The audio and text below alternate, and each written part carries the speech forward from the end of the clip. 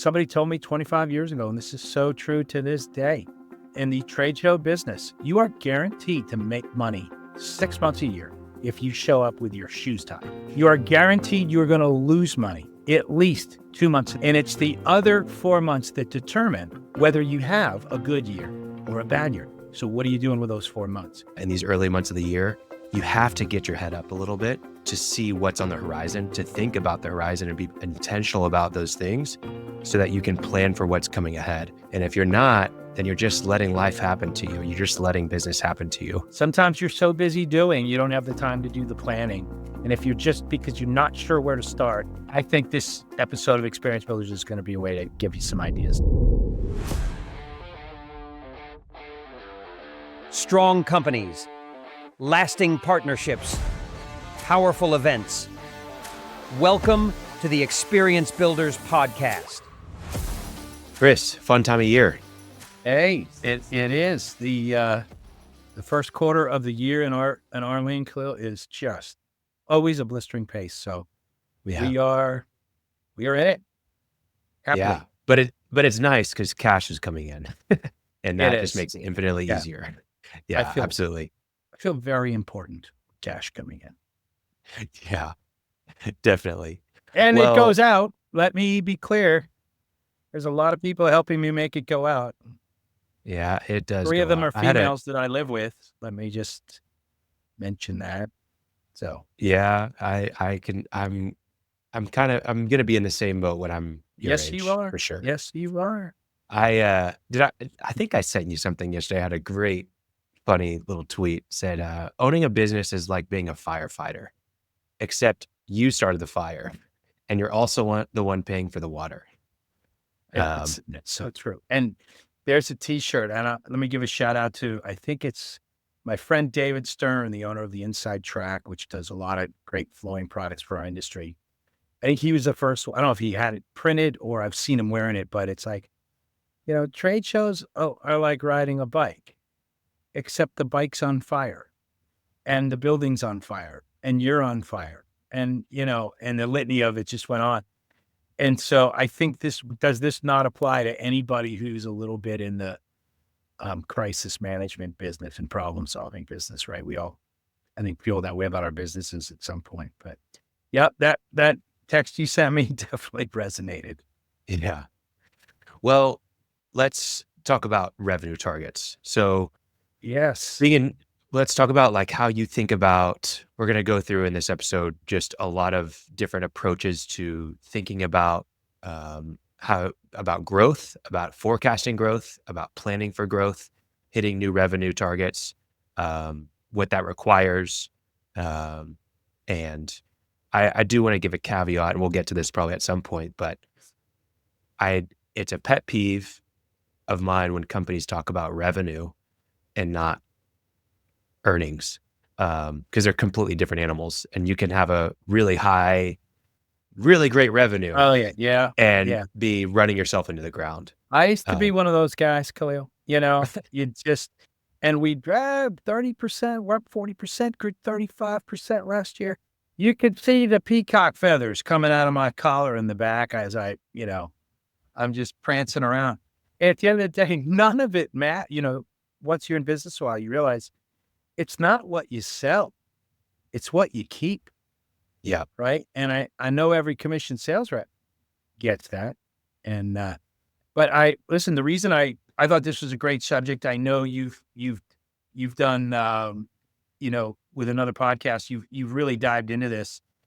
This resonated for me because we're a few weeks into the new year here. And so maybe it seems a little late to be talking about this. I really think a lot of your goal setting and intentional sales planning should be done in the final quarter so you can go 1, 2, 3, go when January 1 rolls around.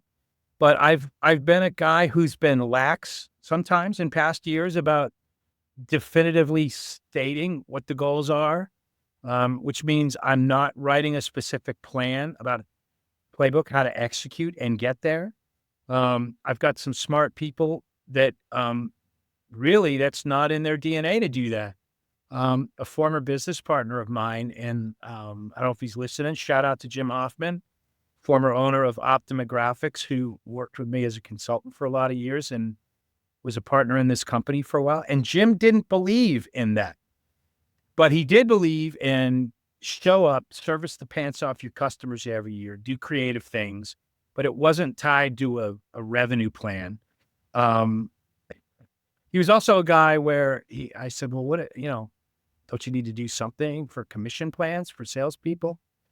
He goes, well, we don't have commission plan. I said, you don't have commission? He goes, yeah, it's called a salary, and you get a bonus if you do really well.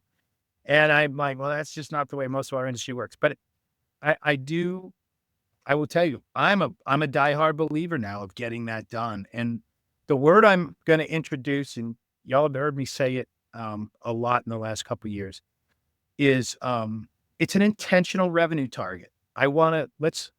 We really are getting into embracing intentionality in all things that we're doing. The way we're developing our relationships with our existing clients, the offerings that we're bringing to market are intentional. It's not somebody that goes, hey, can you make these 12 chicken coops for a restaurant that's doing a theme of farm to table? And I go, yeah, sure we can.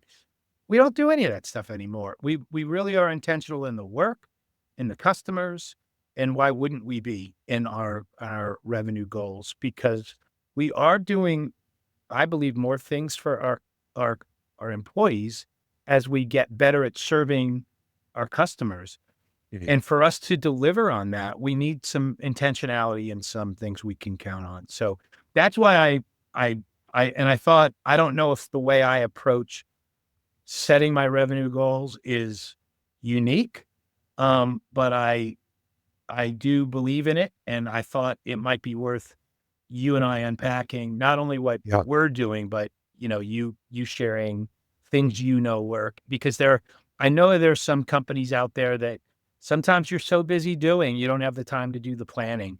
And if because you're not sure where to start, I think this episode of Experience Builders is going to be a way to give you some ideas to jumpstart. Absolutely. Let's jump into it. So let's talk about what your approach is. I know that you've talked about with me, how you like to review the last year's financial metrics. What are you typically reviewing when you look at last year? Okay. So it's the best place to start. The good news is we all have a previous year that just ended that you can look at, right? And you go, okay, this is the closest thing to who we actually are today. I really try to take a look back at the last 24 months, so 2 years. And if I use an average, they should be pretty similar. And if they're different, I should be able to identify why there's been some differences. Maybe a major account that either was acquired, maybe a major account left. Maybe there's a big investment you made in something and it's fine, like inventory or a space or a new office, and that can account for either additional costs or some new opportunities you can now deliver. But when I review last year's financials, the 5 things I typically look at is, what was our gross revenue last year? So that's a place to start. Number 2, I'm always looking at what was the amount, both percentage-wise and dollar-wise, in the gross margin bucket of that revenue. So after costs, what was I left with to pay my bills? I'm looking at my fixed cost numbers from last year. I tend to focus clear on my monthly average. I can look at the number for what it was for the whole year. Take your total expenses. Yeah, there was a weird expenditure from a union audit on this month, or we had to pay something that month, but keep that in there. Don't take it out, and then divide by 12. And that's a pretty good indicator going into the year. You've put a little fluff in there, but my monthly average on expenses. Earnings. What am I left with when all those fixed cost bills are paid? What was in the gross profit bucket? What was it? So I'm looking at percentages, but I'm also looking at real dollar amounts. And I'm just reflecting on all of those things. And then ultimately, sales by month. Nobody does the same amount every month. So if you're just going, well, we want to do $5 million, divide by 12, it's going to be $425,000 a month. It never works out that way. The great thing about the trade show industry is show schedules are pretty on cycle and predictable. So when I look back at the last 24 months, I can tell that 11.4% of my annual revenue came in January. and 9.9% of it came in February, and 10.3% of it came in March, and 7.3% of it came in April. Anyway, I could look at all that. I know we're going to take a deep dive in the summer months of July and probably August. So we're gonna plan to lose money and negative cash flow then. Mhm. We'll work like hell, hopefully, to find other things we can do to fill the gaps. But anyway, so when we take our annual number of what we're trying to achieve for the year, we will plug each month in by what our historic percentages are. If you haven't figured that out yet, in the trade show business, that's maybe one of the best tips I can give you to try and align your forecast with what you're actually going to be doing. Does that work in any other industries that you work with, Khalil, do you find? Yeah, absolutely. I think you always, I just did this for my business. I'm not in trade show, I'm not in construction, but uh, I think reviewing these metrics quarterly, but also annually is really valuable, especially Yeah. for me. I find the fixed costs probably the most beneficial Yes. because it's the easiest to make a change really quickly. You can't just go and grow revenue that fast. Like you can't do that in the next hour, right? You Yeah. probably could, but not as easy, right? But in Right. the next hour, you can cancel a subscription, right? Right. You can do something to move that. And I mean, there's just so many small examples. Like I was able to reduce our monthly overhead by, let me think of the percentage here, about almost 10% in a matter of 3 days, just by reducing silly expenses, like looking at our T-Mobile bill, looking at our internet bill, looking at, Yeah. the softwares that we're paying for multiple seats when we only need one. And so that's a great one to look at. But I'm curious, you're reviewing these financial metrics. What's your objective when you're reviewing revenue margin, overhead, or fixed costs? What's So what's the really, objective? when I look at the previous year and everything I just mentioned, um, it's a place to start on day one of the new year. What do I have to work with?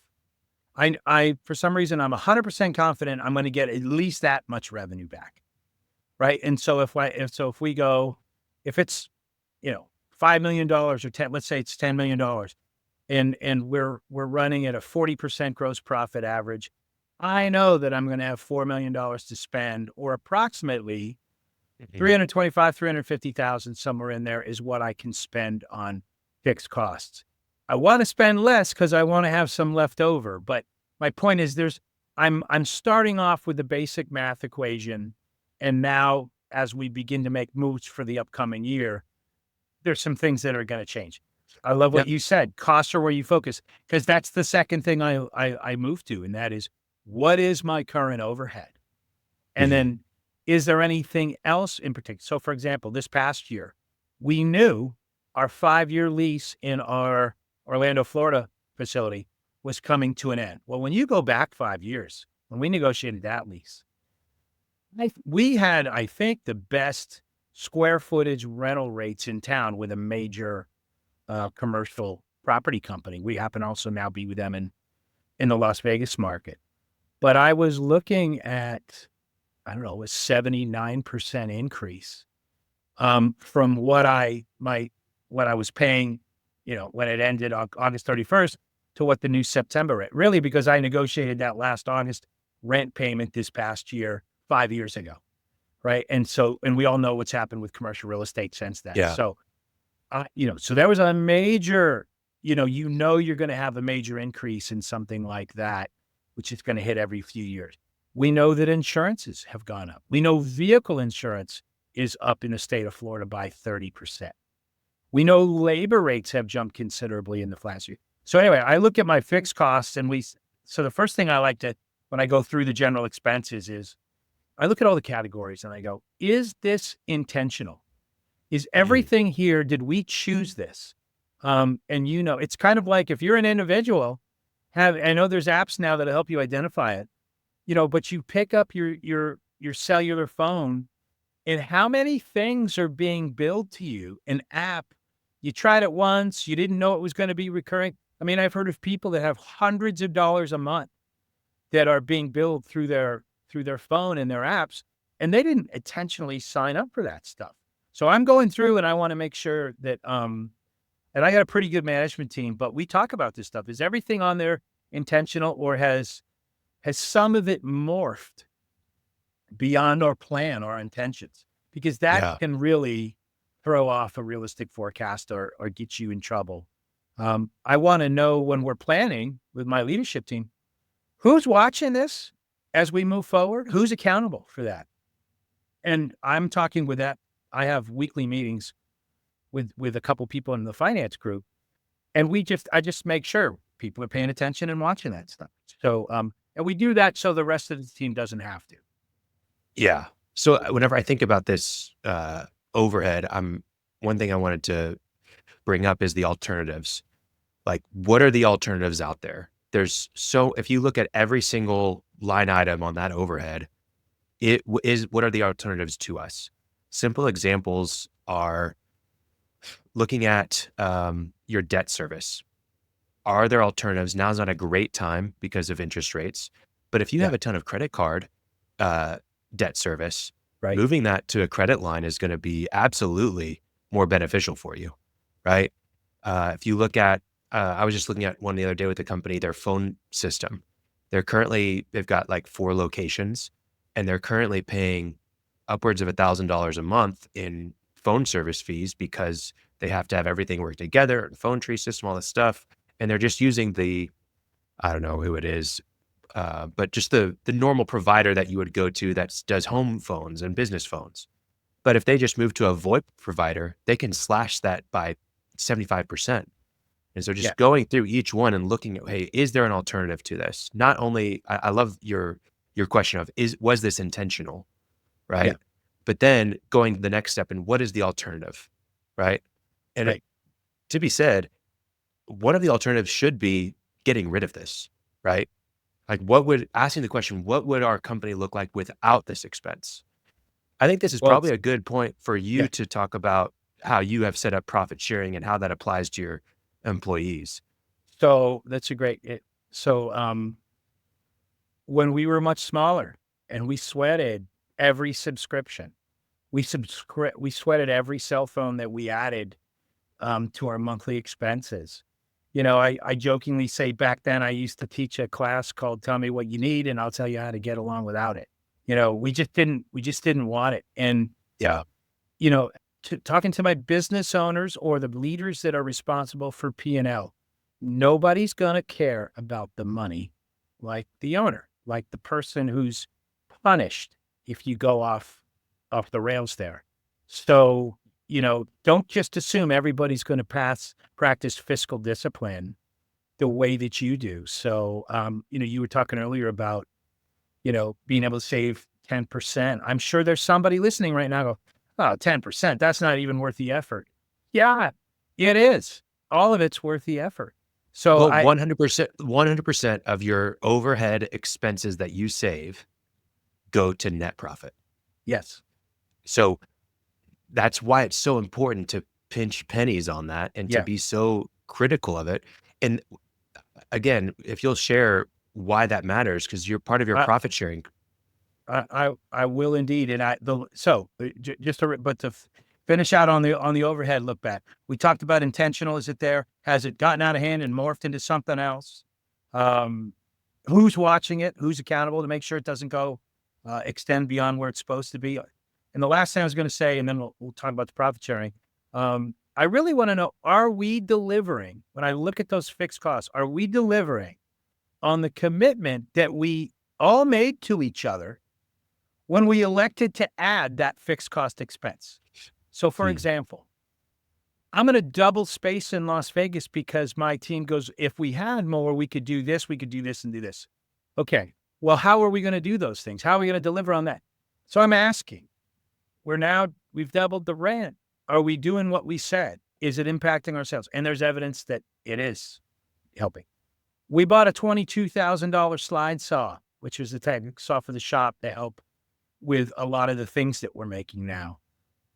We were told we're going to get more work like this. Are we actually getting more work? Are we doing anything intentional to go get that if it hasn't hit us yet? So anyway, that's the kinds of things I'm talking about, Khalil. But ultimately what I was after was, in order to keep a handle on those, I need to get buy-in from every single person that works at my company. And what we said was, I said, okay, I can't speak for every owner, but this is what this one's going to do. We need them to be a great company and have great healthcare and have great retirement planning and to do fun things. We have to make a certain amount of profit as a company, and I'll put those things back in. But so let's just say, for example, we need a minimum of 10% earnings, and if we can do that, not only do these wonderful things stay that I just outlined, but we're gonna divide our earnings into 3 categories. A third of it is going to be paid out to the employees. A third of our total profits will be paid out to employees every year, not equally. So we have 3 categories of employees. So the executives and the people that run the team that aren't hourly, that aren't salary, that don't make any bonuses for anything like that, other than maybe some modest performance. They've got all the risk and they've got the responsibility. So they might be in this category of sharing X percentage of that profit. The middle group, which is the sales and strategy people, and these are the main doers that are in front of our customers and make things, they get it. And then the support people and administrative people, which can't work without them. They're in a category and they all equally split, this pie. But we have to hit, let's say, that 10% number. If we hit 7%, there's nothing paid out. It's completely a discretionary bonus. So we pay very competitively, and there are some incentives, some performance incentives individually, but the real opportunity to make, some really good money, additional money, is in the profit sharing. So everybody's got an interest to make sure that we're not wasting any more, that it goes in there. That's job by job. That's not leaving a half rolls of Velcro on the show floor when you're moving out. It's picking it up because that's 37.5 feet of Velcro. And we go through hundreds and hundreds and hundreds of rolls of Velcro a year, right? So all that stuff adds up. It's taking care of the return inspecting the inventory of counters and tables and frames that come back and making sure they're in good shape. So we're not having to always refurb and replace those. Anyway, there's a lot of things we've identified. So that's a big part, Khalil, of how I get buy-in. And then we meet regularly and talk about it because I want to hear. If we find out that, hey, we had 40 table counters go out on a private event project and a third of them came back, chipped and scratched and just hammered, I want to talk to who was it that packed those up and moved them out? Who was our carrier that moved them back?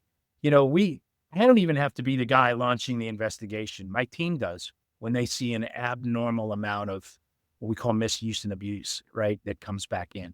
Because they know that's coming right out of the profit pool. So Yeah. That's been a big change for us, Khalil. With this, I mean, if I'm an employee, obviously if I'm in management, I'm in that highest tier. I'm assuming that a lot of my compensation is coming from the profit share. But how are you communicating to your team? Like, I want to know the scoreboard. If I'm an employee and there's a profit share program, I need to know what's our net, what's our earnings? Are we at 10%? Like, I need to know every week. How is that? Because that's going to help me play the game. Well, right.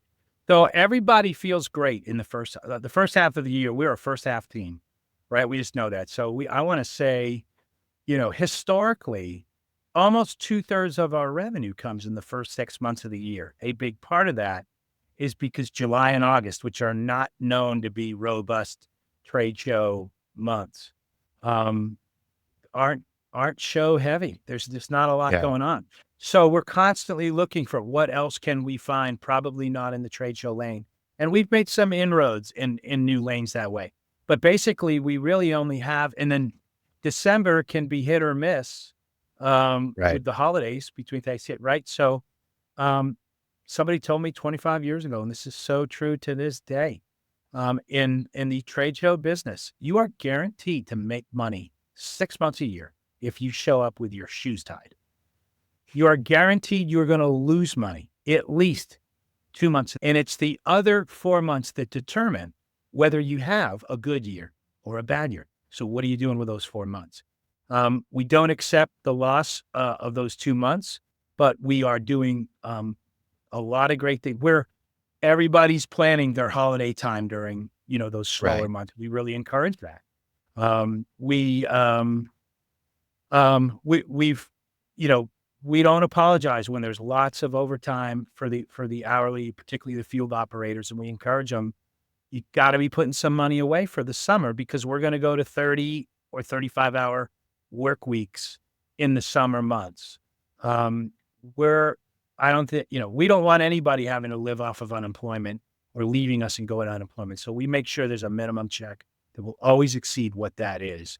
Anyway, Right. I just think, you have to plan for those, for those downsides, Yeah. but we do so well. We also know we have to overperform in the first 6 months to make sure we can take care of our feed our eagles, as they say, in the slower months. So, So that's all. That's part of all how we try and manage overhead, smartly and intelligently. and Chris, looking at everything that we've talked about is historical up to this point. What are you doing forecasting wise to Yeah. be able to understand, okay, this is realistic growth Yeah. target, So that's great. Yeah. So, so the exercise we go through, it's important we know those things as we approach forecasting Mhm. for an upcoming year. So the third thing we look at is, we talked about our costs. We talked about total revenue at a macro level. Where specifically did our business come from last year? And we look at our top 10 customers, and we don't just, because we know these guys pull our wagon. And but how? Was it turnkey rentals? Was it straight labor jobs? Was it special event or private events? Were they things we were traveling, or were they projects in our backyards? Is that why they called us? Is there anything new? Are we the primary vendor for them? Or are we picking up some of their overflow work? Because many of them are big shops and don't need us. But what is the reason I look at the next 10, which be surprised, Khalil. Very often the next 10 versus the first 10 have different reasons that they do business with us. And it might be their size and, guys that are a company that's 200 people strong and has 40,000 square foot custom shop uses us for overflow or strategically for regional stuff.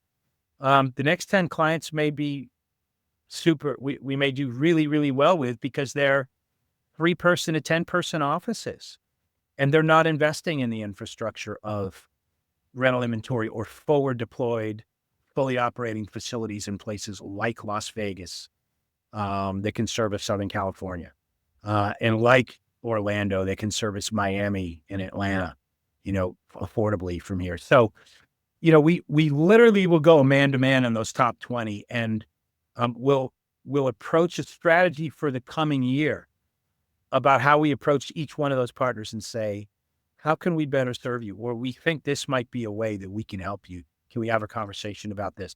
And if we've done our job and are trusted and credible, they'll have a conversation with us. And that's a lot of where we'll shake out our growth plan.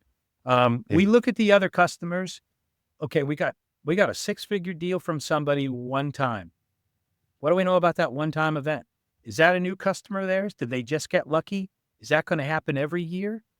Is there an opportunity to do that for them in a few other markets? So this is where we really will get into our core customer base and say, how can we strengthen those relationships by better understanding how we can help you? We take a good look at profitability by offering. So, it's funny. One of the, I looked at the 3 areas that we grew the most with a decent gross profit.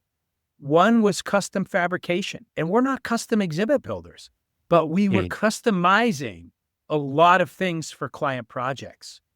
We're the kings of counters and sexy counters and reception stations and lead stations and, stuff like that. So we've gotten better at that, and the talent we've hired can do really, really well at that. So, we project management. we did more work this year where we built less, but because we're in the crisis management business and because we know how to get things done in a town like Las Vegas, they came to us. Sammy Hagar's people came to us on the co-op project that they did with the Palm, and they said, we want you guys to have it be one of the key vendors in Sammy's Island. And it was, 5 or 6 months of work. And I mean, we had to have custom palm trees made and Mayan rock walls. And we don't make that in-house, but because we're in towns, particularly in Orlando and Las Vegas, where scenic and set design, right, for shows, for swanky hotels, for amusement and theme parks, there's vendors that we have relationships with that others don't. So, but they like our ability to just manage through variables. And so we became project management in a lot of, that's how we see filling some of those gaps in the quieter trade show months. Reviewing the top 10 customers, the next 10, reviewing the sales by product, looking for new market opportunities that are not on the trade show floor, and profitability by offering. That helps us determine what do we want to try and go find more types of work of.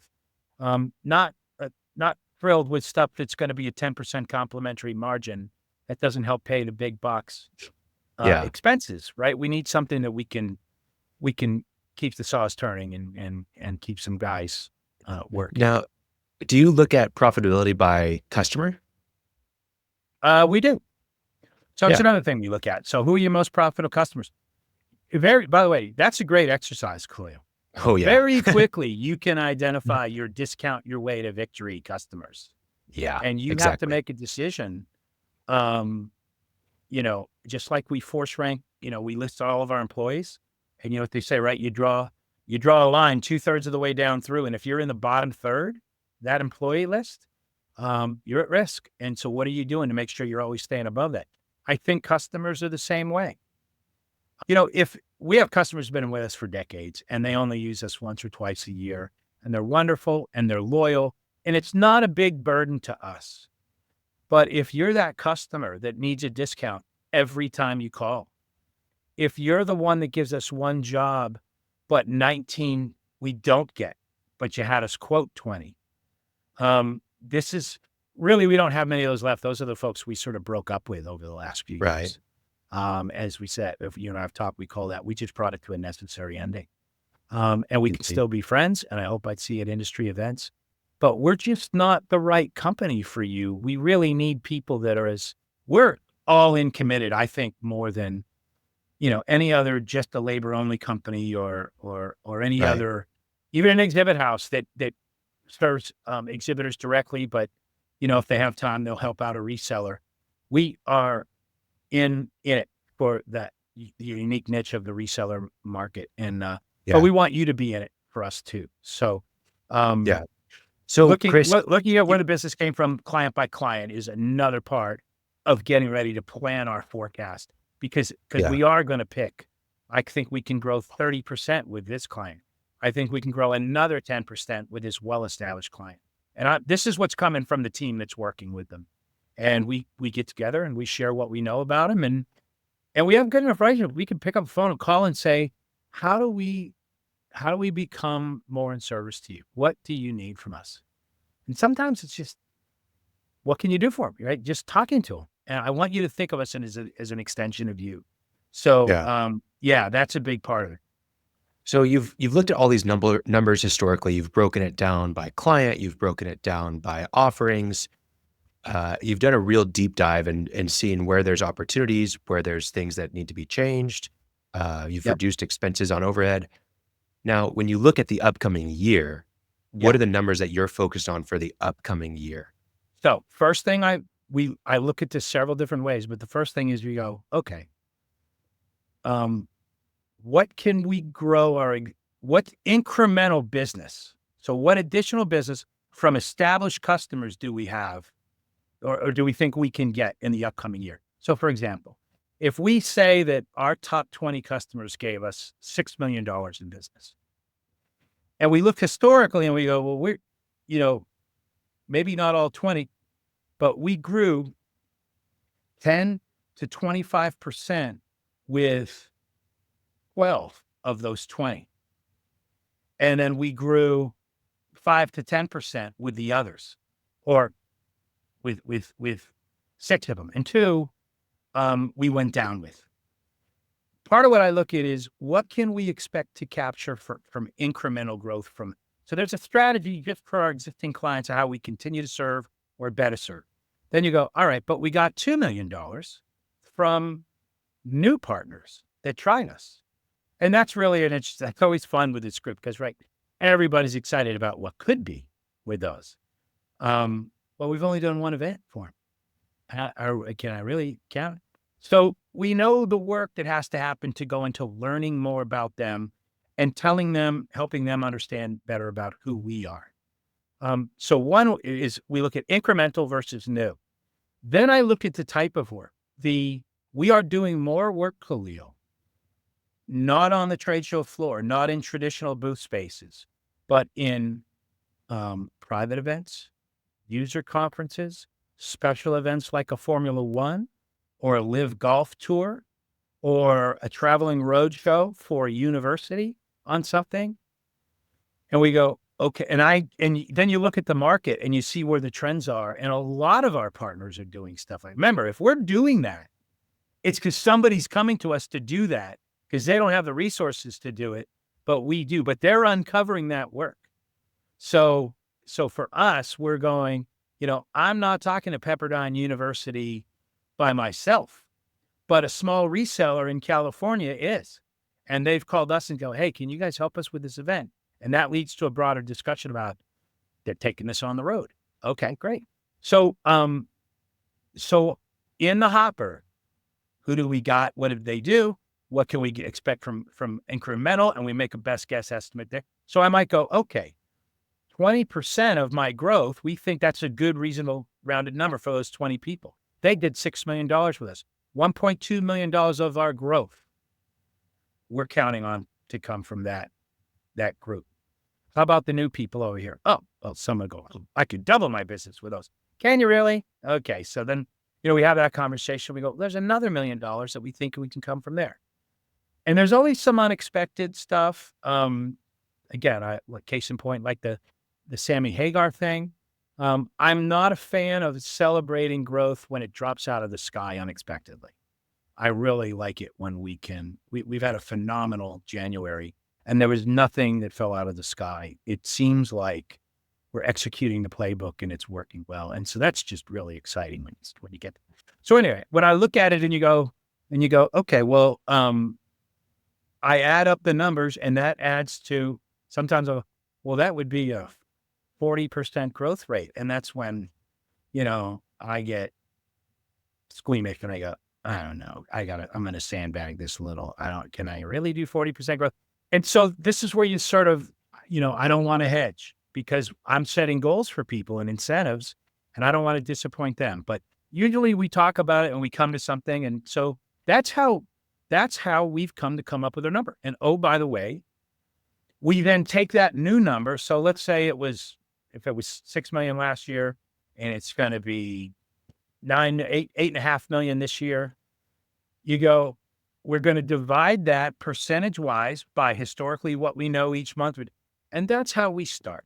And it's never perfect, but you know what? I'm not crying if we go, well, we had $1 million month in January last year, and we only did 864,000 this year, but February looks killer, right? And it wasn't killer last year. Sometimes it's 30 days off, right? Sometimes if you miss it, you're going to know you miss it and it's not showing up the next month, right? Well, some things to consider with this growth, like you mentioned, 40% growth, is that realistic? And I think some things that need to be addressed are, okay, 40% growth, does that mean a 40% increase in inventory? 40% growth, does that mean a 40% increase in our receivables? 40% growth, what does that do to our labor costs? And just the ability to find that labor, right? It's a part of your gross margin, right? For some of that labor. Yeah. But do you have access to 40% more labor? And does that mean that you now need to hire an HR person to be able to go and find that labor?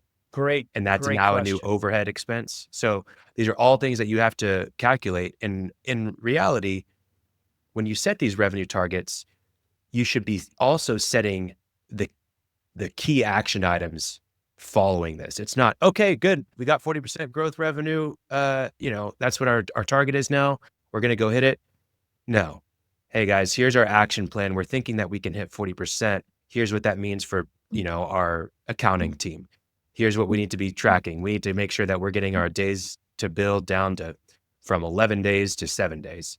Hey, your HR team, we need to start filling the pipeline now with new hires, because it's going to be a really busy April, right? So to your point, so this is where having two facilities that do the kind of build work we do has helped tremendously, because we can lay off some work if one's at capacity on the other, and you go, oh, but you still have to ship that. But you know what? I've got trucks running every week from, Las Vegas to Orlando or the other way. Oh, wow. So I know what the cost of a dedicated truck will be if I have to move some stuff.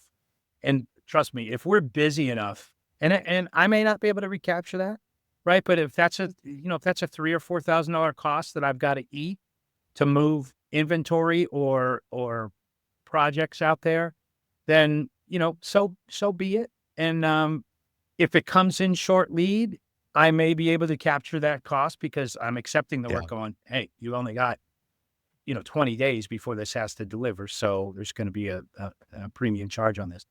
So, but Khalil, this is labor's the tough one to guesstimate. But remember, I didn't finish the profit sharing model. A third of the 10%. So if we make $1 million earnings in a year, $333,000 is going to the employees. Another third is set aside for what we call the capital reserves. This is for this is what the budget will be to invest in equipment or inventory for next year.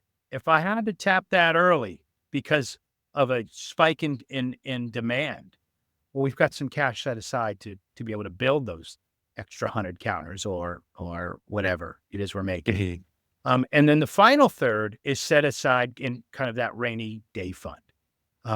So that's actually the capital investment fund, the second one. The capital reserve is, so this is what we set aside in case there's another disruption of the market.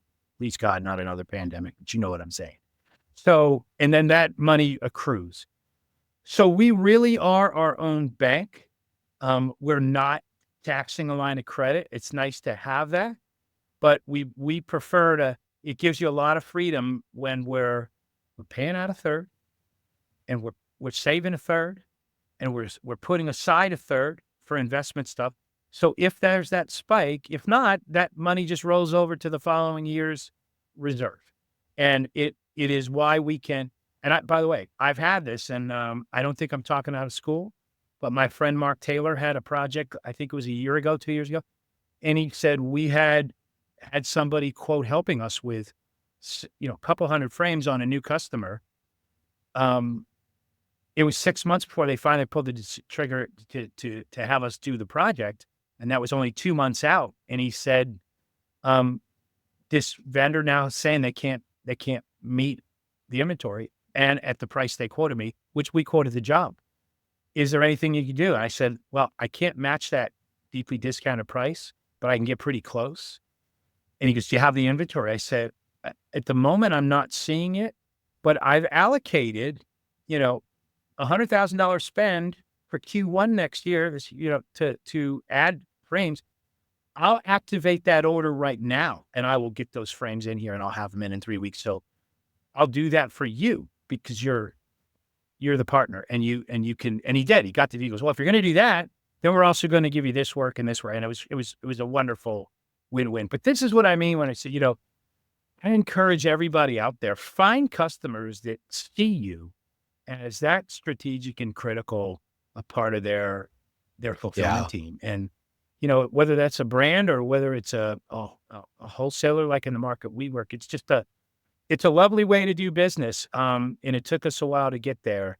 I can't count that in my forecast, my intentional forecast, those things. But yes, you're grateful when you're able to pull that off. And hopefully that means loyalty on, incremental business and that person continuing to grow with you. So that, I know we've covered a lot, but I think if you listen back over this, I think if you're somebody that struggles to figure out how to forecast, but if you haven't done it yet, you can still sit down and go, how do we do last year with these customers? Who are they? Where's it coming from? Do we have enough space? Are we going to freeze spending any more money on fixed costs? Are we going to make an investment in some expansion of some kind? Is my team convincing me that they can deliver on the revenue that's going to help support that? Because you got to see the return on making an investment like that. And then ultimately, read the market. Where are the trends? What's happening? How do you move into new lanes and acquire new expand your client base? For us, we shrank it for a while. Really, you know what it was, Khalil? We defined the 3 ideal customers for us, the 3 types of customers. That's a great exercise too. So when you're forecasting, you're not going to get sidetracked on all the casual walk-up occasional business that may not fit. If you know who your core customers should be, then you can sort of test the walk-ups against that and go, you know what, we're probably not going to be your best customer. Because that's where we get into trouble during busy seasons. We try and pile on and capture whatever we can, and you end up disappointing your best customers. There's no fun in that. So, no, for sure. I think this is a really valuable episode for people to listen to, especially if your head's down and you're just in the business, getting things done, especially in this busy season of just grinding it out in these early months of the year.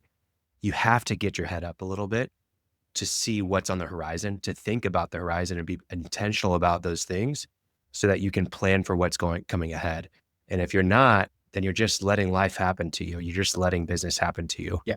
I don't know if you hear this, Kyle, but everybody I talk to talks, first thing out of their mouth is how busy they are.